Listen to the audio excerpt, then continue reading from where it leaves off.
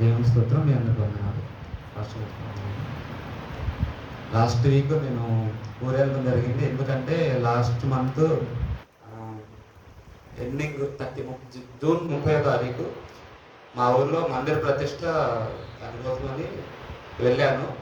So నేను ఇక్కడ ఉన్నంత వరకు ప్రతిరోజు అంటే ప్రతిష్టకి ముందు ప్రతిరోజు గొడవలు అవుతున్నాయి. ఎందుకంటే చిన్న చిన్న విషయాలు తాగి మళ్ళా విలేజ్ అంటే తెలుసు కదా మీ అందరికి ఎలా ఉంటుందో. సో అలా చాలా గొడవలు అవుతున్నాయి. పోలీస్ కేసులు అలా పెట్టుకున్నారు. 2 భాగాలు విడిపోయారు. అంత అయినా కూడా తర్వాత ఇంకా నార్మల్గా మందిర విషయమై మళ్ళీ అందరూ పని జరిగించారు. తర్వాత ఒకటే ప్రేయర్ నాది ఏంటంటే ఇంకా విలేజ్ గొడవలు అయితే ఇంకా అంతా చెడిపోతుంది. ఇప్పటి వరకు అనుకున్నదంతా వేస్ట్ అయిపోతుంది. అది ఇంకొకటి ఏంటంటే ఆ మందిరం పునాది వేసి 17 సంవత్సరాలు, లాస్ట్ ఈ ఇయర్కి 18వ సంవత్సరం కంప్లీట్ అయింది.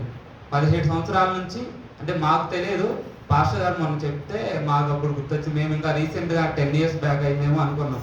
కానీ 17 ఇయర్స్ నుంచి వెయిటింగ్ అంటది. కానీ దేవుని మహిమ అసలు నిజంగా వర్షం పడేది కూడా ఆగిపోయింది. ఆ రోజు ఒక 9కి స్టార్ట్ అన్నారు ప్రేయరు, కానీ 8:40కి అలాగా వర్షం పడింది. ఒక 10 మినిట్స్ బిఫోర్ అలా ఆగిపోయింది. తర్వాత మళ్ళీ మొత్తం కంప్లీట్ అయ్యే వరకు అసలు వర్షం లేదు, ఏం లేదు, మంచి వాతావరణం ఇచ్చాడు. దేవుడు గొప్పగా ఆయన మందిర ప్రతిష్టకి కావాల్సిన ఏర్పాట్లు కానీ ఆయన అనుకూలంగా ప్రతి ఒక్క విషయంలో ఆయన తోడుండి ప్రతిదీ నడిపించాడు. అండ్ ఇంకోటి ఏంటంటే చాలామంది సేవకులు వచ్చారు బలంగా ప్రేయర్లో.